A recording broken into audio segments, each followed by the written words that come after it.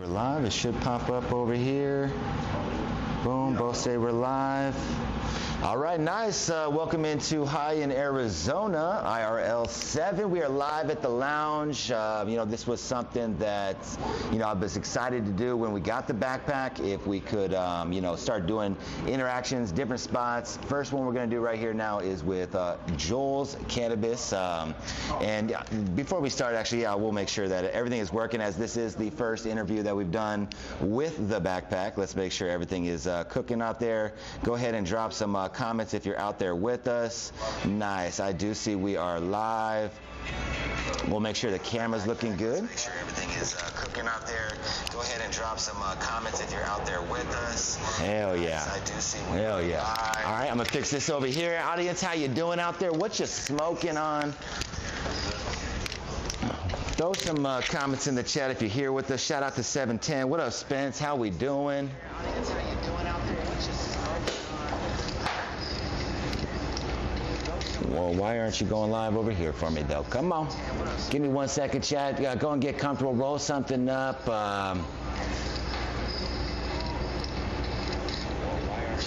There we go.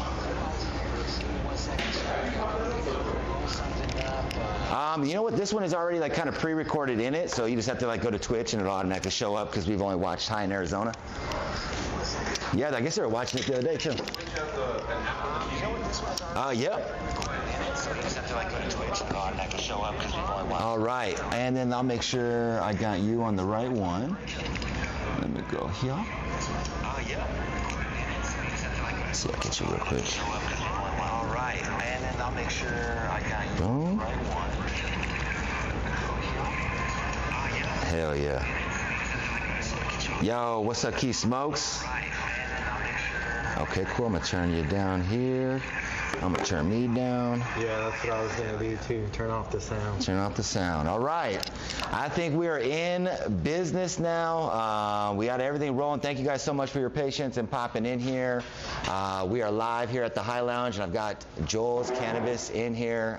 Joel has been, I've talked a little bit about him, but I'm gonna go ahead and allow him to tell him a little bit about himself out here. But one of the things that you might be familiar with Joel is if you smoke some Joel's lemonade. All right, we've got the man behind it right here. So Joel, go ahead and introduce yourself, my man. I'm Joel. How's it going? Yeah, I made the lemonade strain a while back, a long time ago. Just trying to bring quality to Arizona again. Long-time Arizona grower, native. Just trying to represent Arizona growing quality cannabis. Yeah, that's what's dope is when I sit down shopping with you, I had obviously heard of Joel's Lemonade or whatnot, but it wasn't something that was necessarily on my radar. And then all of a sudden I noticed that when it wasn't available, there was some real hypeness, I had more people reach out to me about linking up with you than I feel like I've had in Arizona history for me, and I've been out here a long time. So obviously you've been out here a long time doing it. You mentioned 30 years. For your first time being on High in Arizona, what I normally like to do is kind of do a little introductory for the audience out there who, might be tuning in and not familiar with you. So that way they get to know you, and then hopefully we'll have this man pop on multiple times, right? So let's get into kind of in a sense where, let's talk about the journey, right? Let's talk about you've been going cannabis, you said, for 30-something years. So tell me kind of what was the initial interest? So I'm an Arizona native. I'm from Tucson, the south side of Tucson. Hey, shout out Tuck. I got into cultivating cannabis really because the situation I grew up in wasn't the best, didn't have a lot of money, but got introduced to a lot of friends that were, smoking some high quality cannabis. And the first time that I ever heard about kind bud, it was a, young high school kid. A bunch of my friends, older brothers, were like, hey, we're gonna get some bud, we're gonna smoke it. I remember those days. I was like, yeah, I'm down for that. I'll put 5 in on that. And they all laughed, and they were like, yeah, five isn't gonna get you anything of this. And I was like, what are you talking about? You know, I was used to brick. Yeah, brick. Everybody was getting brick weed. Bammer. Yep. Seedy weedy. And so they said, well, we're gonna get some. We'll show you. So they got some, showed it to me, and I never saw weed that looked like that before. No shit. Do you remember where it came from? Was it something? They got it from some people that I ended up knowing down the road that were growing. They're really good growers. Sick. It was AK-47. Okay. So it was like a super strong. It had like a fruity smell to it, but like a fuely smell. And I was hooked after that. I was like, I can't afford this, but if I get some seeds, I could learn how to grow this, and that's where it all started. I just wanted to grow it, and then once you get into growing, you either get hooked or you don't. Okay. So I got hooked into growing it, and just wanted to produce the best flower I could for myself. Yeah. And after that, well, good weed sells itself, right? A lot of people hitting you up, I'm sure, imagining like. Yeah, it was like grew a lot more than I could smoke, and then I was like, well, let's see if anybody wants to pick this up. So people started picking up, and then it all took off from there, and then just continued doing it underground and stayed underground. And nice, and that's kind of what I wanted. Had a professional career on a whole different way. Went to college, did something else the whole time, and grew the whole time, and nobody knew it. So you were able to keep it under wraps. I know that's where, when I was talking to people, because I had to send the bat signal out, you know, to be able to contact you. I reached out to Joel's Cannabis on IG, probably like, you know, pretty much right when you launched it, because people were sending it to me. I reached out to you, no response over here. You know, you're very much so, you know, I'd say behind the scenes, and so I sent out this bat signal, and everyone I talked to was like, yo, bro, he don't really talk to nobody, man. He don't really get out there like that. So it's like you were able to, like, and it makes sense. I mean, especially in Arizona, where in Arizona, anytime you got motion in cannabis before it was legalized, it was like, oh, you had cops on your back, right? I always just let the flowers talk. I don't really say too much. I just try to produce quality cannabis, like clean, super good, high quality cannabis. That's all I've ever tried to do. It was just something we went by back in the day. It was the packs talking. Hey, I don't really have to say for real, because these days it's like trappers with merch, right? So there's a lot of, like, you know, maybe influence to put it in a Mylar and to like start being loud and whatnot. But, you know, in Arizona, that's obviously a problem. Okay, so, you know, quality cannabis, you know, it is the name of the game. And are you a person that goes out and just buys genetics from other breeders out there, or what's your process on, like, you know, because also what was the process maybe too, speaking on Super Sherb, for being the first one that you decided to launch on your own like that? Well, so this strain, like, when I first got Sunset Sherbet, it was years back. I love that strain, and it's a great strain, like, fuck yeah. Perfect everything, has everything. But I always was like, everybody that crosses with it comes out fire. And so I just found, I hunted Sophie's Breath, found a super amazing male that like had great gas fuel to it. And I was like, I like Sherb, it's all fruity. Has that, you know, fruitness. It doesn't have a lot of gas, so I like gas strains. That's just my preference. I know lemonade's lemonade, but, you know, I like that one I made for a whole different reason. But the gas, like, that I got from that male, I was like, well, I'm gonna cross it to Sunset Sherbet and see what I get. And crossed it, came out really good. Didn't have all the gassiness I wanted, so I back crossed it to Sophie's Breath again. Wow. And hit it with that male again, that cross, and got the gassiness from it. So now I think that where I like to, you know, really highlight what you're speaking on is, like, because I think people take that kind of for maybe light or granted, like what you just mean by like back crossing it back. Like, when you make that decision, how far does it set you back from releasing that? They can't hear you. My audio's far away. You guys can't hear me? Your audio is like far away, my G. How do you hear him well? Boom, thank you guys. I appreciate that for keeping us on the loop right there. Who is that right there? Ja? Thank you, Ja. Let me go ahead and switch out my mic real quick. Technical difficulties.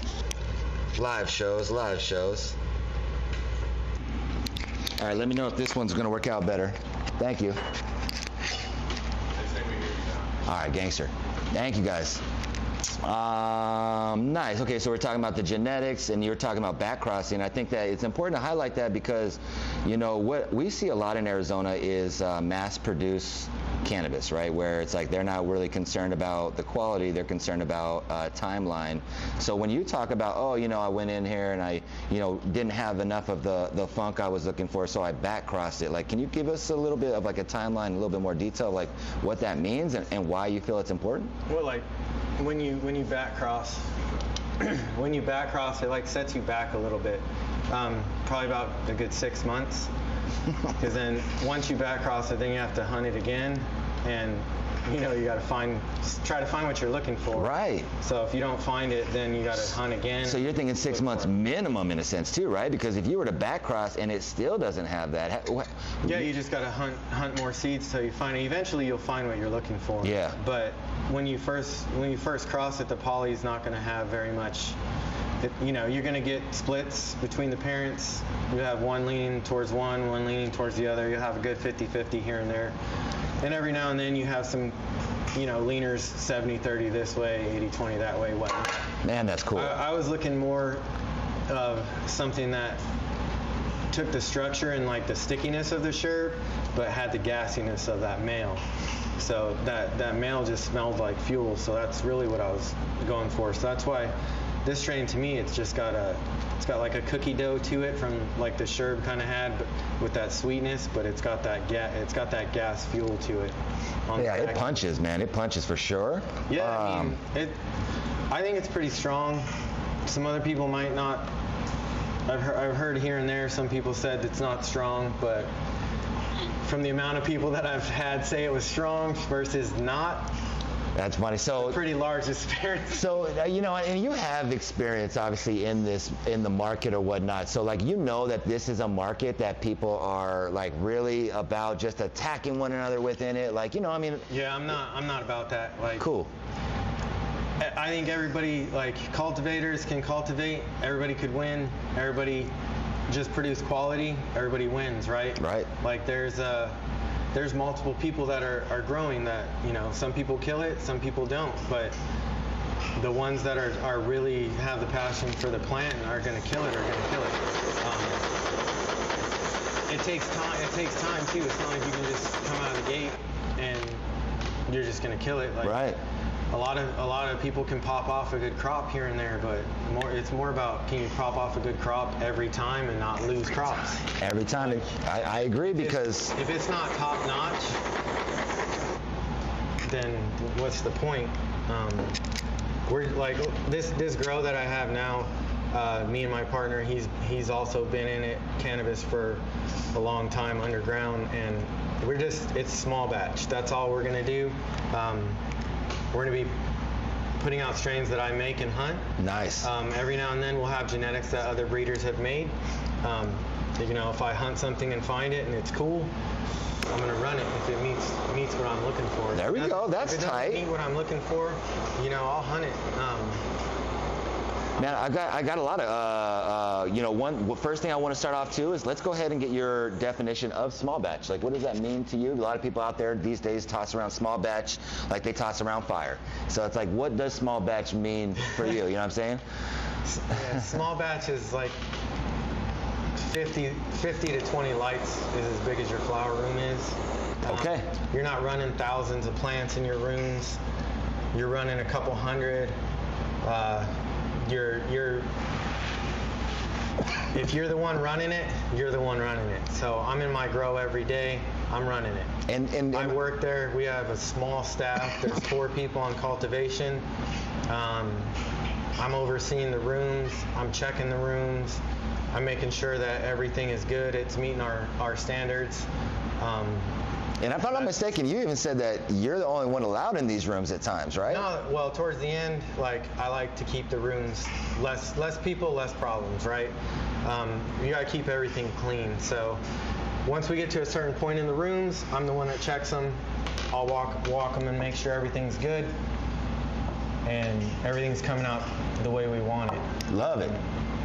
Now, like I said, it's super small. Yeah. We got 4 flower rooms.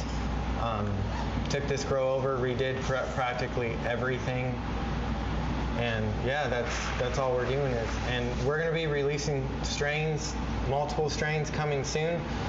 To dial in a facility though, like I was lucky enough to have a strain that I ran and I made that I knew what I needed to do in the rooms to try to get it dialed in. So it was. So yeah, we had talked about how you focused in on this one strain and you grew it in all the rooms to dial in the rooms, right? Because I mean, damn it, and that's something I had never heard. Yeah, so it was basically to show that consistency. It was batch after batch, different rooms, but same quality, or if not the same quality, better quality than the last batch. Yeah.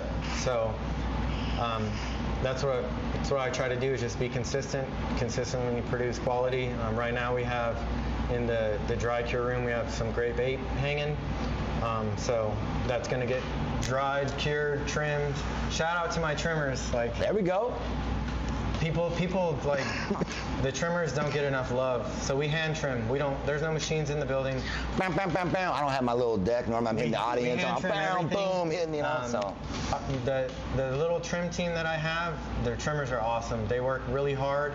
I give them a lot of credit. Like, I trim the flower too, just to see how it comes out, make sure that everything's on point. But the trimmers, like, I give instructions how I want it trimmed. They follow the instructions, and they really produce good quality flowers that they trim.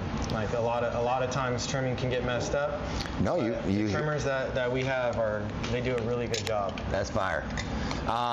It's not just me at the facility. Everybody that's at the facility, they're all part of the team. They all put in work. All that work is appreciated.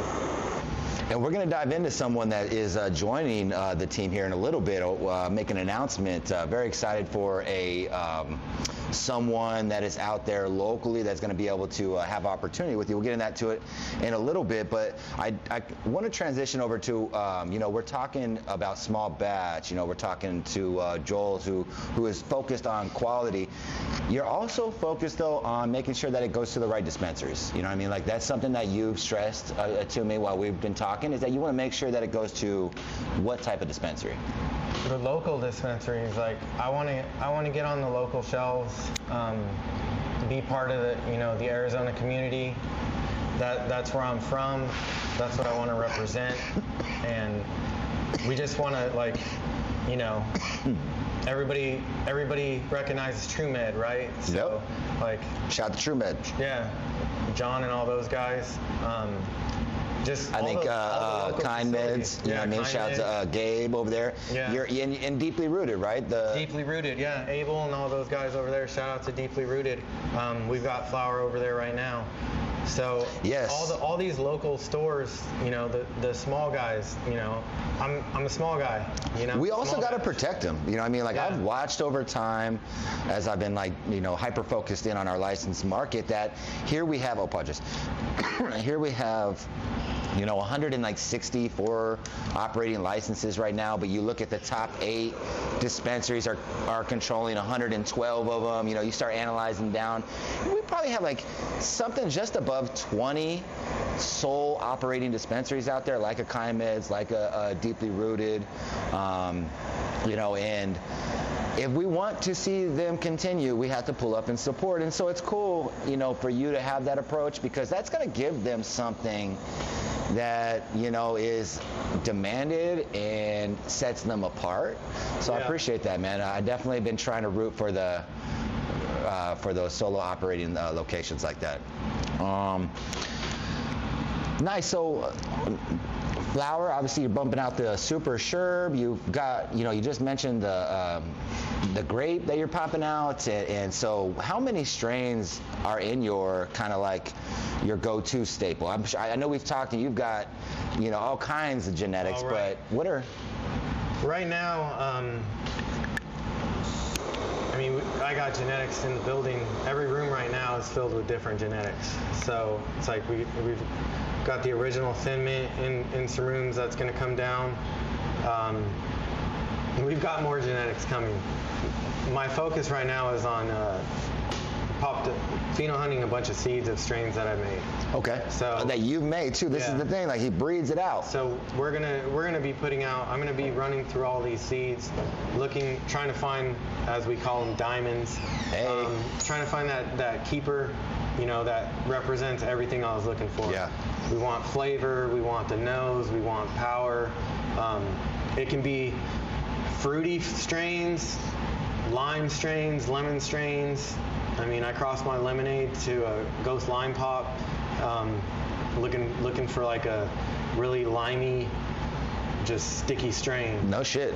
So do you plan on having something for all of the flavor palette, the whole profile? I'm popping orange strains, I'm popping lemon lime strains, popping grape strains, cherry strains. Cool. I had a cherry kush male that smelled like Rainier cherries, put out like a sticky resin off it, hit that with some stuff. So yeah, there's cherry strains, all of it. We're looking for all of it. What can pop you can pop thousands of seeds and not find anything. Give me like what your kind of like rule of thumb is for Joel when it comes to popping seeds. How much, what percentage is going to be a one that hits all of it? Like in your history, how many does it take? 1 per 1,000, 1 per 5,000? It all varies. Yeah. Sometimes I've popped 100 seeds and found like 15 that I would keep, and then I have to narrow that down.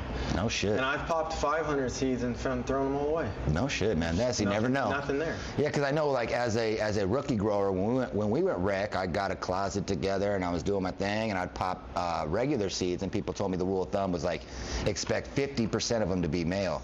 You know what I mean? But exactly, I just saw the facial rate, and so when I talk to people who are actually doing it, though, it's like I like to pick your brain a little bit and see. I mean, the other thing is I look for males. Oh, that's true, and I appreciate you bringing that up because when you were talking about sometimes I hunt for males and I'm not looking for flower. I'm looking for male. So it's like. So I appreciate that. I haven't had many conversations outside. Pico had brought it up about back or just using males. You got to start with like 4 males and then cross them with females to see which traits. Like that, there's a lot to it, right? There's like it's not something that there's levels to it, and if you want to hit the highest level, I mean, you have to find a male with a bunch of traits already. You have to be very selective on males because you can select the wrong male and it fucks you big time. No shit. Like, give me an example of just so people out there. So here's a weird thing about some males that I found. You get a male that's got the hollow stem all the way through it. For some reason, every time I breed with one of those, it makes, for some reason, the THC content is really high. That's not really something I'm looking for on breeding, but like I'll cut them and see what their stock looks like and what the structure is. No shit. You're sciencing it out there. Dissecting them. Yeah, I look for stuff that, I'm looking for flower production, so you don't want to get a plant that can't hold its weight. Have you gone to school for this, like botany? Is this all just self fucking taught, learning the plant? No, I took some plant science in college, but nothing, not botany or anything like that. I've read a lot of botany books, read a lot of breeding books. There's tons of research that was done in other countries, and they put books out about it that you can find out and learn a whole bunch of stuff. There's other countries that are so advanced in cannabis and cannabinoids for medical purposes that they're just years ahead of everybody else. No shit. That's wild because I mean, typical American, we think we got the best and shit out here, right? I'm always like, Humboldt's the best, they got the best weed. Like, from your experience, where would you feel that the mecca of cannabis would be then? Like in your mind? I'm not really sure where the mecca would be of cannabis. I know where it originated at, but it's not the mecca. It's probably not even legal there. Damn. Would that be Afghanistan because of all the land races? Baton. Baton? Yeah. I have seeds from Afghanistan, so that's one thing I'm gonna hunt through, some seeds that are from Afghanistan. Okay, because yeah, I've heard about like land races. I can't really talk about how I got them, but Ayo. but I have seeds from there, so they're definitely that's definitely something I want to hunt through because just the description of what the flower was that had it and the hash that they make out there. So it's like they make massive amounts of hash just right off the plants. So well, you dropped the magical word, right? Hash. You know what I mean? That's always, anytime I bring someone on, they talk about their flower. I'll have people in the chat that are wanting to know where's the hash rosin, right? And so let's go ahead and dive into that, because when we were last talking about it, you were putting feelers out there, and you ended up coming across a hash maker in Arizona by the name of Saguaro Solventless. And so my partner Jimmy, he's connected with that guy, and that's who we feel like we're gonna do something with. Yeah, man, that's lovely. Down the road. That's amazing, because I do believe that it matters who you have in your, your room and who you have in your garden. And I think that, you found someone that really is passionate about hash. And so I'm really excited about that partnership. I'm just getting to know you. Obviously, I know now that, you're at one of those levels that is trying to reach, the highest level of cannabis that is out there with it. You know what I mean? So I respect that. So dope. You said it's coming up. Is there sort of a timeline that you have with like putting out other products besides flower, or how is something like that looking for like for the hash smokers out there? Right now, we're just putting out the flower. So we're gonna get all the strains that we have that we're gonna have available in rotation for now while I hunt, and then. Down the road, not too far down the road, we definitely want to start getting him in there to work and start producing hash rosin, and it's gonna hit. Watch, people love it, man. Yeah. One thing that I know you can do, and if we get him in our facility and everything works out the way we want it to, I do want to see if we can do some real live washing. So we'll harvest the plants into the bags, take them directly to him, and have him wash it. So not freeze it at all? No, just live wash it. Live washing. I'll have to game myself out on that. And Chad, if you're hash makers out there, make sure if you guys got any questions out here for Joel, please drop them in the chat. It goes into the water, right? Water. Yeah, exactly. Freeze. No, that's tight. No, I mean, to me, it's like, I have just had an opportunity. I've consumed cannabis, loved it, for a majority of my life. And now that we're in this position where like there's, where we can have these types of conversations, it's cool. It's tight for me, and I hope for other people out there in the audience that, just want to be gamed out on this whole thing, because we've been smoking it for so long. Another product that you had talked about though, was doing some cannagars. Yeah. Those are more for fun. Nice, exactly. There we go. I don't know if we'll be offering those for sale. Oh shit! Nice. He's saying just gonna smoke out the community. Yeah, that's okay. That's what those are pretty much for. Fuck yeah! It's to do events, smoke people out, give them away. They're usually around 7 to 9 grams. Fire. And, yeah, that's tight, man. That's for fun. That's tight. You have something else coming up too. We might as well talk about it this Saturday, or we're going to have you out here to the High Lounge. Yeah, we're going to be out here this weekend on Saturday. Smoking out the community. Yeah. You know what I mean? That's cool. Come out. You might get something. Have you done that before? No. This will be the first time you've really put yourself out there for people to come out and chop it up with you, right? I've never done it. It's a good idea though. I'm from Arizona. It's like just trying to represent what Arizona growers can do. I know there's a lot of good growers here, so. Yeah. Oh, that's something I wanted to ask you. I don't know them personally, but. He said, I know you're out there. I know they're here. I know the underground's got them. Facts. Yeah, shout out to, name drop a couple, Cultivar Supply, Consecrated Farms. What's up with you? Okay. I mean, I did it too. Right? So.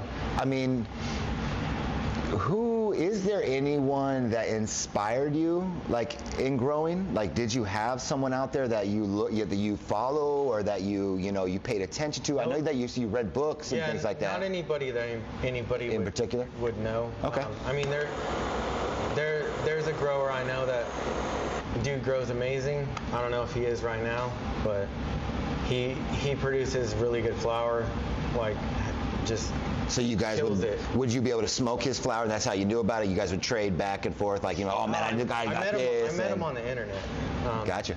But I've met him in real life quite a few times. Great quality flower. Like dude knows what he's doing. Do you feel, I mean, obviously I know that we're not here to bash anybody, but, how do you feel about, like, the current Arizona cannabis market when it comes to, like, our flower? Like, what's your opinion on it? I feel like the standards of like, high-end quality flower have dropped. I don't know why. A lot of it looks like people are just going for more commercial. Let's just produce a lot and get it out. But how about we produce high quality and get it out? That's really all. Like, yeah, every strain I may put out, some people may love it, some people may go, wasn't nothing special. But everybody has their opinion. I'm just going to try to put out what I feel has been high quality, and what a lot of other people think is high quality as well.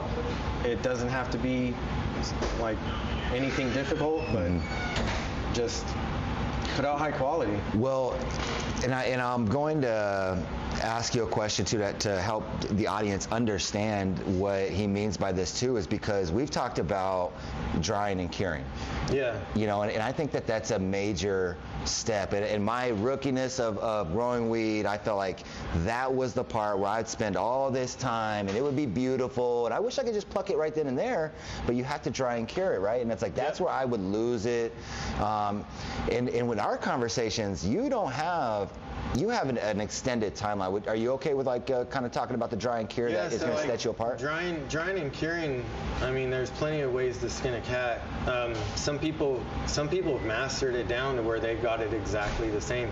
Although, if you're not growing the exact same strain, like how does that work for every strain? They're all different. Right. I know that. Right. Some strains take a legit 20 days just to dry.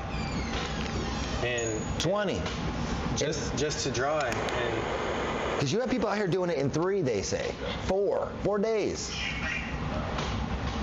I don't know. Right? That's wild. But that's where I think the difference is between commercial and craft crops, small batch. And that's where I really wanted to just explain that you're not putting things out until you feel it's ready, and there's not a timeline on that, right? Yeah, sometimes samples will be given out, like samples, and it's like, hey, what do you think of this? And it's either they like it, or it's like, oh, the cure. And I'm like, well, yeah, it's still curing. It's still curing, but I still got it. I'm more looking at, what do you think of this flower? Like, you'll smoke it, you'll see it and everything. It still could be curing for a few more weeks before we sell it. Also, another thing, like, you don't want the stuff to be dried out. Right. So, just trying to preserve the resin that's in there. Dry it slow. Takes time to get trimmed. Like I said, they hand trim it. So I'm going to bring this up because harvest date is very much so looked at in our scene, right? I never understood that they want like a short harvest date, and I'm like, what about from the time you cut it to the time it's drying, to then curing, to then being trimmed, to then probably curing a little bit more? Like, if that's going to be a month, it might be rushed. Some strains can probably do it in a month. I'm sure I'll have strains that do it in a month.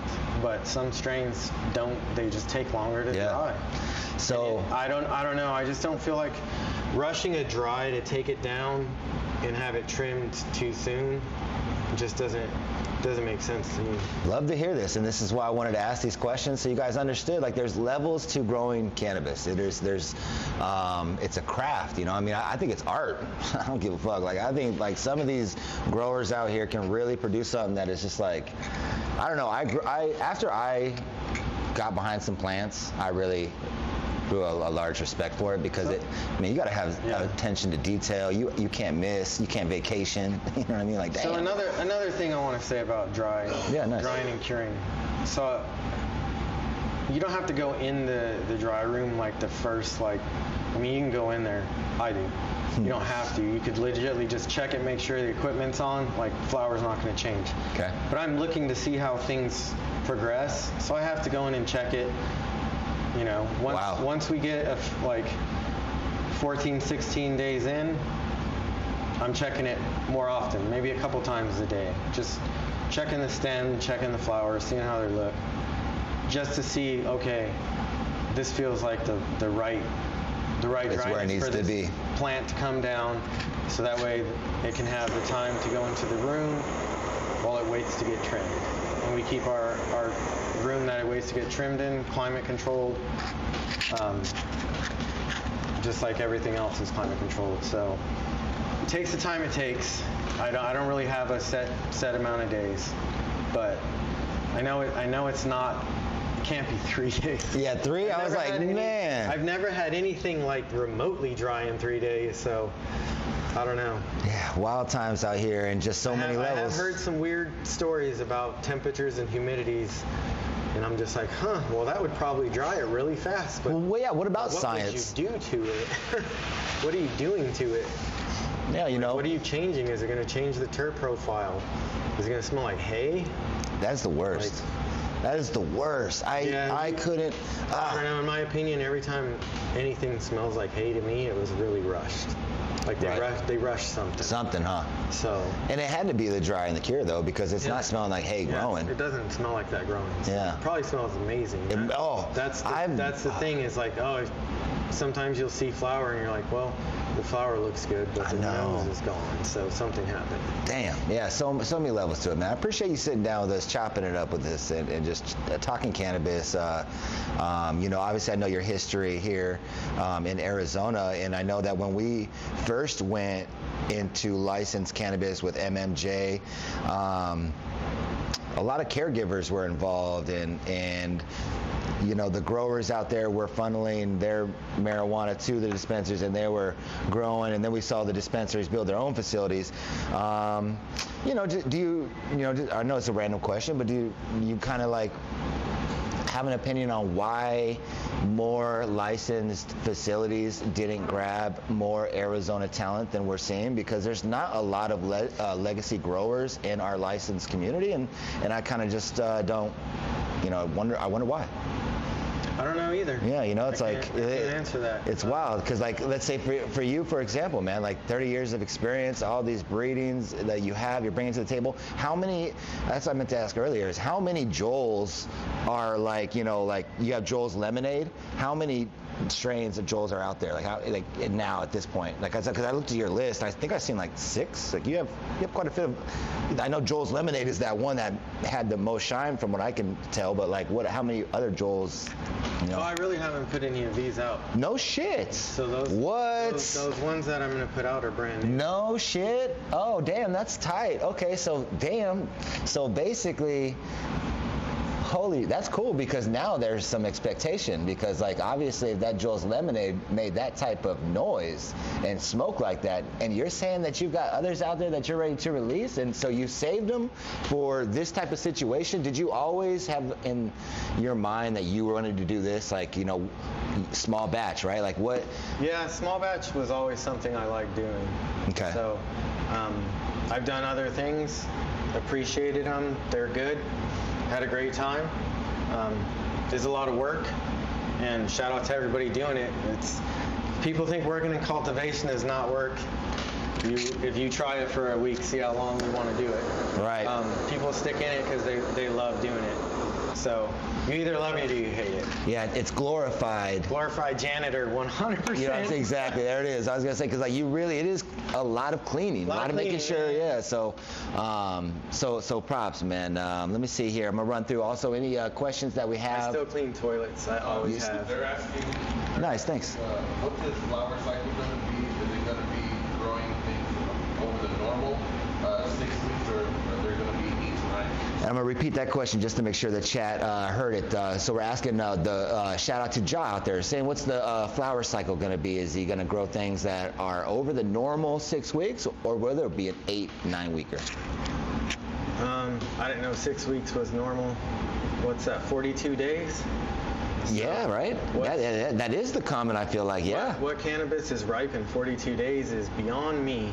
Damn, see, There was this strain called Romulan, if anybody knows that, but if you can find that, good luck. Actually, you know who had, if I'm not... Real Romulan finishes in 42 days, like this. So no shit. I don't know, man, like... So yeah, so then... My flower is done when it's ripe. No, so you have, okay, so in your rooms... The range is 56 to 67 to 70 days. Holy shit. So I check the flower every day. We can start gauging in when we have a harvest day set on the calendar, right? Wow. But I'm watching it every day. So sometimes harvest is early, sometimes it's late. So do you put the certain strains in the rooms that'll match that energy then? Or okay, cool. Yeah, try to grow the strains together that like the same environment, same finishing time, all that. Fire. So it's only a few a room. That's it. You've built this facility. You're now out here. Your cannabis is being smoked. Like, are you, now that you're in this point to the process, how are you feeling about it? Like you had experience in this market. Now you're out here with Joel's Cannabis. Like, and you're set up. You've got your facilities that dialed in. You feel like it's... Yeah, for the most part, it's pretty dialed in. So how you feeling about the market now? Honestly, the main thing that I'm really excited about is just to hunt now. No shit. Yeah. Fire. Honestly, I have so many seeds and so many strains of stuff that's what I'm looking to do. This whole grow is basically going to be a pheno hunt, but with legit keepers. No shit. And we're going to rotate strains in and out and just shelf some strains, probably just tissue culture them and shelve them for a little bit, and then when we need them, we'll pull them back out. So the strain's going to be a pheno hunt. For a while, we're just going to be hunting. But the strains that we do release will be keepers, and hopefully they'll represent what we were looking for. Let's talk about price points out there, right? Because you want to make sure that it's at a certain price. Like, how would you like to see your cannabis priced on out there? Honestly, a fair price. But what's a fair price nowadays in cannabis? It seems like it's all over the place. It really is. It's wild. Yeah, there's price fluctuation all the time. So can't really come in on a set number for price because it's all over the place. You can go on any menu and they either match or they don't. So okay, nice. And I think that I don't want it to be super expensive, but I think it should be at a fair price point. Like I wouldn't want any crazy numbers. I'm not trying to get $600 an ounce or anything like that. Yeah, that's wild out here. Like some of these. That's back in the day. Dude, no, I mean, honestly, man, like we're even hearing about that now. Like you hear elephants growth out there getting $1,000, $1,200 for a pound. I mean, let's talk about how the price differences are real, because maybe that is when you're talking about, the quality isn't there on the market and like the quickness of it, and it's like, do you think that it demotivated some of our best growers out there to like kind of get out of the game when their pack price went from, let's talk about $4,500 down to... It probably could have, but I mean, if you dial in to be very efficient to produce quality, you're on top of every aspect. So you're looking to keep your cost per price down as well. Facts. So every pound you produce, you have to have a goal to hit a price point for it. Mm-hmm. So, I mean, that's just as important as growing. You're trying to grow the best you can, most efficiently. So, yeah, I can't really give a definite Yeah, it's just one of those things where it's like, because that's what I hear the most about is like how the wholesale pounds, you know, they used to go for so much more, and now they're like it's down below. But I feel like, but you know, it always swings. So it's like that's what I was gonna say. There's ups and downs in the time of year. So and the quality is still getting that better price. It's not like the price went down, so like the level of quality didn't ride with that lowering. Like, you know, like so yeah. So if like the 4,000 pound you now get for 2,000, okay, well then that $1,000 pound you're getting is now 200. You know what I mean? Like it's out there where these mass-produced facilities, you know, are having a hard time getting rid of that weed. You know, because it's not something that's it sets itself apart. It's just, you know, it's still pointless. Yeah, I'm not looking to mass produce anything. So yeah. I won't make a dent in the market at all, like with the amount that's produced. But what I do put out, I just want to, you know, something I love doing is cultivating, and just want to put out quality weed, and that's it. My man, we are talking right now over here, Joel's Cannabis. It can be found over at Deeply Rooted. If you're out there watching right now, get out there. And also shout out to Deeply Rooted because they just switched over to deli style with, I think, with your flower as well. So deli style is interesting. I think we went away from it during COVID. I felt like we were a heavy deli style market. COVID happened, had to switch the game up, and you know, what is your take on, like, you know, because you've talked about making sure that the product, you know, stays at the best it can for, you know, the end result. So like, you know, eighths, you know, I know that's what we're popping out. Check out the packaging.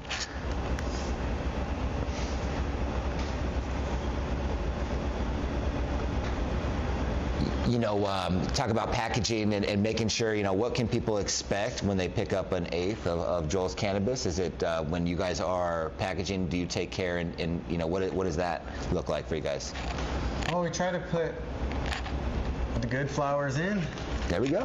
And we try to make all the flowers good. So do you have like, well, you know, because some people won't put like tops. You'll open up an eighth and you'll get a bunch of crumbs and stuff like that. If I can get a top in that looks really nice and there's minimal stem to it, and I've seen how it's trimmed, and I look that if I can trim it down to fit that in there, I think somebody would appreciate getting a good size nug sometimes in an eighth. So packaging it, I'll cut it down because I help package. So I'll cut down a bigger bud to try to get it to fit so that they get it. And those other buds I'll trim up and possibly just put them in just so it's like every piece of that bud still fit. Yeah, this looks like a healthy eighth right here for sure. Looking nice. Get out there and grab some. Where people are out there asking what's up with Tucson. Obviously, that's your roots. You know, are you talking to any dispensaries out there currently to possibly throw you on the shelves, man? I mean, Tucson. We're definitely gonna contact the people down in Tucson to. Because who are the solo operators out there? You know, we know we've got Saints. I know there's also. I know they have a couple locations, but I want to say, and shout out to AZ Oil Gang. Actually, he's who I'm trying to think of his dispensary that he's out there with. I can't recall what that one is. But shout out to Tucson. Reach out to this man. This is a Tucson born and raised, right? I don't know how long you moved out here to Phoenix, but like, come on, man, we gotta get these out there in Tucson. I love that you're down here, though. I mean, I won't lie about that. So shake and bake, you know. Let's see if I got any questions. Also, any questions out in the chat, please let us know, and we'll make sure we ask that. I believe they still have some deli style of this strain at ANC as well. ANC swooped it? Yeah. Shout out to ANC, sponsor of the podcast. Shout out to Verdant out there doing their thing. That's cool. Shout out to them for having that. There we go. And I know that you're in conversation too with a delivery company, you know, so if there's people out there that, you know, want to get it delivered, I know you're in the process of, you know, working with one of the delivery brands, and, you know, do you want to mention it now just in case people are watching down the road? They might be able to check it on there. Zips Metro? Yeah, Zips Metro. So make sure you get out there and check Zips Metro. It's not on there yet, but depending on when you're watching this, it very well could be. And shout out to Zips Metro. I really feel like they're doing something dope with the, you know, the facilities out here like Joel's and giving them opportunity to try to figure out how to get past this major MSO dominant market. Obviously, there's billboards everywhere, and there's, you know, for these major brands and stuff like that. You know, how do you plan on, you know, marketing in a sense? Is the weed's going to sell itself? Because that's what I remember doing it. But do you have any other? We would love to do that. The weed's going to sell itself. No, we're gonna, you know, we'll be at events and stuff. Yeah, Saturday. Yep, Saturday. We at, what is it? The Canna World thing at the water. Oh shit, nice. You're gonna be at Cannaland. That's gonna be Night Splash. That's gonna be coming up. Damn, I don't know the date off the top. My man, the 27th. So get out there. That is at Golfland, right? Like, so if you're out there and you're like, you know, you've been a resident of Arizona, and like all of a sudden now you can go smoke at your fucking at Golfland. Like, holy shit, you can smoke a doobie down the lazy river. Okay, so shout out to Deep Stories for throwing that. So cool. You can be out there doing your thing. You know, before we get out of here, like, is there anything, you know, that we haven't touched on today that you would like to make sure for people who are, you know, getting a chance, they've smoked your weed, but now they're getting a chance to know the man behind the weed, you know, so. No, I'm just going to keep your own weed. Fuck yeah. That's it. I love it. That's all. We're just going to, like I said, we're just going to try to find good genetics and good phenos and produce them and give out good flower. Yeah, mind-boggling that you haven't released any other Joel's strains out there, and that now you've got me hyped on some of these ones that I saw on there, because I was just thinking like, oh, okay, like he does have other ones. It was just that lemonade that popped, right? Because that lemonade popped too. Let's touch base on that, all right? Because I did ask the question probably like 7-8 months ago, did we ever have an Arizona strain that hit the other markets? Like, let's go and give you some shine on that, right? Because that Joel's lemonade was smoked on tough in California, right? Yeah. That's right. That's right. Heavy. Some of it went there. So allegedly, all of this back in, like, you know, yeah, just like, you know, if there was a, you know, a story to tell. Underground, you know? Yeah. Underground times. You know what I'm saying? And that's dope though. To have. I've not always been in cannabis since the beginning of it, so I didn't get into it when it was first, when everybody else did. I got in like a few years after. So. Yeah. No, I mean. That strain was around before any of the other stuff was going. Got you. It was just you had, once you got it, you gave it shine, you know what I mean? You're good coaching out there, you know? Phil Jackson of marijuana over here, all right? So hopefully I used it to breed with, so hopefully some of those strains will have a good representation of it and the other strains, so. Fire. I'm looking for a good mix on it. Nice, man. Okay, so I would, we don't know. How does one, where's some places that someone can go to stay up with you and to make sure that they know where to get the fresh drops? You know, is it going to be the IG? Right now it's going to be the IG, Joel's Cannabis. Okay. They can go there. We got the page going. There's not a lot of info on it right now, but there will be more content. Cool, yeah, because like when you talk about the differences of when you're curing and things like that, you know, it's like, okay, so there's, you know, for me, when you talked about that grape strain, you know, make sure I pay attention to that, you know, so when you drop things, I want to know, and obviously. It smells like grape vitamins. It's kind of, I like the smell of it, but that vitamin, I just don't like vitamins. No, yeah.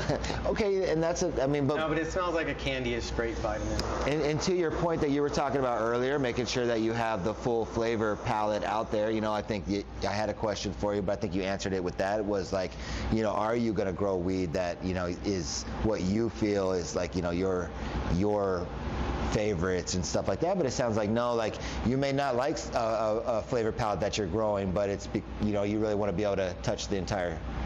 Yeah, I like a lot of different flavors. So if I grow it and I don't like it, but other people do, I mean, that's how it is. Yep, facts. It's like food, man. Anything else? Yeah, you just try to produce good quality strains. So. Like I can't stand GMO. Neither can I. Motherfuckers love that shit, bro. Yes, god damn. I feel like I've missed out on a whole like run, right? Like everyone's crossing it and all that. I'm like, fuck. It was like don't get me wrong, that strain grows amazingly. Right, that's what it was. God, does it smell so bad. And I never understood that, where people are like, oh, it smells like feet and it smells like a fucking, and I'm like, why is that appealing to you? You know, it smells like someone, it smells like deer laundry. What the fuck is happening? Talking to you with halitosis. It's like horrible. Man, so I love it. Different structure, different folks. Yeah, different smokes. Grows really cool. For different folks. Some people love it, and like, that's cool, but it's just, to me, the smell of it, I just... Dope. I appreciate you sitting down with us. And one of the things I do want to let people know out there is that he'll be here on Saturday at the High Lounge. So if you're interested in kind of chopping it up more in depth, did I miss some questions? Let me know if you got any questions before we get out of here. Or maybe just some growers out there, because I know that, like, very much so like yourself, I feel like the best growers are so secluded. You guys don't really ever get out. You know what I mean? So it's like when we see you guys in a group, it's a beautiful thing, because I think you guys are really, like, for example, I throw that garden classic, so we'll get all the growers together for the award show, and it's like the energy in here when, like, you get around other people that are as passionate about the plant, it's fucking dope. So, like, if you're a grower out there, come out Saturday, chop it up with my man. I know, what's the plans today? You said, you hit me up at 3 in the morning, my dude, talking about the plants don't wait. Yeah, no, had to go work. Stay up. I don't know, probably go back to work now. Fire, dude. Yeah, just in the garden, man. And so that's tight. A true craft crop in here in Arizona now, and we want to protect it at all costs. So make sure you go out there and support. And it's support your lungs, right? Give yourself something smoking, and as fire as ever. They're asking where the BHO at. Oh, the BHO. Interesting, actually. BHO. I don't know. No, okay. We'll probably have some of that. I don't know. We're leaning more towards the hash side, but I'm sure we'll probably have some products that we put that out with. And I know I even referenced, like, first things first for me is the flower. So that's what I try to do first. Thank you for that. Follow everything after that. So I love it, because I'm a big flower smoker, and I've slowly watched. I feel like flowers sometimes get frozen when it's like, damn, I really would have loved to smoke that, you know? So I appreciate that you're flower head. And I mean, we're gonna, when we do that, the flower that would be smoked would be frozen. But I mean, you're not only gonna do that though. You're always gonna. Do you feel like you'll always put out flower if you grow a strain, or will you grow certain strains only for washing? No. So that, like, if we're gonna sell it as flower, we're gonna wash it. If we're gonna wash it, we're gonna sell it as flower. Okay, so always beautiful thing. It's not gonna be one or the other. And people like that though. They like to go get the rosin, and then they like to get the flower, and then they like to roll up a donut. There's strains that you grow and they wash great, and they're better or whatever, but like, people probably want to see the flower too. So we've got a question in the chat asking if the Garden Classic, which is a competition we throw here, it puts all of the growers who are interested in Arizona together, one bracket, you throw one strain in, and you go to town. People are asking, are you interested in getting in that volume 3 that's coming up next month? No, because the phenoms that I'm hunting right now are not going to be ready. There it is. So I'm not just going to enter just anything. If I'm going to enter something, I want to pheno hunt what I'm going to enter. I could enter something like this, but this is a strain that we're just dropping. I don't know. I'm not really a contest person. Okay, cool. No, that's tight. Yeah, there's others out there that felt the same. Yeah, I would like to see everybody just produce high quality as best they can. Okay. So I don't know. I've never been like, let's like the Earl Cups out here, stuff like that. Never did any of that. So, okay. I mean, I was asked to, but just it's not what I'm looking for. Gotcha. Good shit. So I would much rather people just try and go, hey, that's good weed. Nice. I feel you. We'll come out Saturday and get an opportunity to kick it and smoke over here some of this super sherb. Don't get me wrong though. I'm not shy from competition, but if I'm gonna do a competition, I'm gonna drop a sick pheno in it. And it sounds like that's something for the future. Then we do them quite a bit throughout the year. It's something that we kind of like I put together just for almost like some promotion also, and then just to kind of keep the conversation going about growers here in Arizona, you know what I mean? So it's So yeah, so dope, man. I appreciate you, my man, coming through, chopping it up. I think we'll get you back on, if in the future, to talk about what strains you got coming up. I'm rooting for you. I'll be supporting and smoking. And chat. Last call on any questions out there before we get out of here. I want to give a big shout out to Lunchbox for providing the backpack that allowed for me to get out here and sit down with Joel. Anywhere in North America we can get down like this now, but obviously we're focused on right here in Arizona, damn it. So we getting it, and we'll be popping out, more and more as time goes. So again, shout out to Lunchbox, all the sponsors out there as well. Neverlow Glass Gallery, give it up for True Infusion, and then we've got. Normally I got the sponsors right in front of my face. It's fucked up, man. No. But shout out to the Flower Shop as well, and now Sticky Sororo doing giveaways, Verdant doing giveaways for us, a bunch of you guys. So thank you so much. And then I don't know if we have any questions coming out. I'll drop this on YouTube later on today for if you want to rewatch anything and see something. But anything before we get out of here? Shout outs to my trimmers. Hey, that's tight, man. Shouting out the squad like that. They work really hard. Appreciate them. Shout out to everybody on the team. Not very many of us. Yeah, facts. Just appreciate everybody that's in cannabis that's doing their best for the plant. Yeah, Shout man. out to all the growers that are doing their thing. I know there's a bunch of people underground doing it. If you can get in, try to get in. Just you just got to show your skills to get in. I know there's a bunch of them. Awesome, man. Appreciate you saying that, because yeah, I do believe you got to try to figure out how to carve your lane, so shout out to that. Doesn't have to be big. That's another thing I preach as well. It's like, whatever happened to the mom and pop era energy that, I understand like it's getting, flushed out, but you can revive it. So I love this, man. Thank you for that advice as well. Good shit. Joel's Cannabis, find him on IG. Find him here Saturday at the High Lounge. Find him on Zips Metro very soon. Find him at Deeply Rooted. You can find him at ANC. And more soon. Trust me. Tucson, you got to tap in with him. Make sure you're getting something out there. So, shout out to Deeply Rooted and Able. Yeah, straight up. Shout out to ANC and Lori. What up, Lori? Oh, Lori getting the shout out? There we go. Nice. All right, guys. Marijuana, we'll see you tomorrow.